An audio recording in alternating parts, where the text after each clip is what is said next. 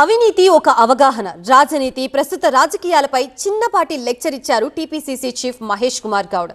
యువత వ్యక్తిగత స్వార్థం కోసం కాకుండా ప్రజలకి సేవ చేయాలన్న ఆలోచనతో రాజకీయాల్లోకి రావాలన్నారు. అయితే రాజకీయాల్లో అవినీతి పెరిగిందని ఆవేదన వ్యక్తం చేశారు టీపీసీసీ చీఫ్. తన సహజ శైలికి భిన్నంగా మాట్లాడారు టీపీసీసీ చీఫ్ మహేష్ కుమార్ గౌడ్. నేతల్లో ప్రజాసేవ చేయాలన్న ఆశయం కనిపించడం లేదన్నారు మహేష్ కుమార్ గౌడ్. కొత్తగా వస్తున్నటువంటి యువతరం రాజకీయం అంటే ప్రజాసేవే కాకుండా వ్యక్తిగత స్వార్థం అనే దాంట్లో కూడా పోతా ఉన్నారు.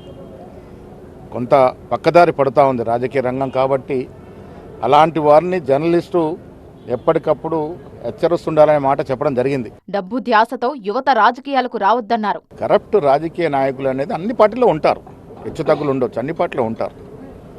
అందుకే నేను చెప్పేది రాజకీయాల యొక్క ప్రక్షాళన జరగాలి.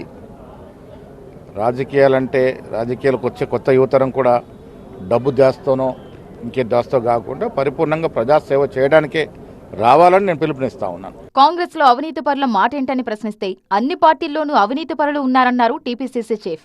బీజేపీలో కూడా అవినీతి పరులు ఉన్నారన్నారు.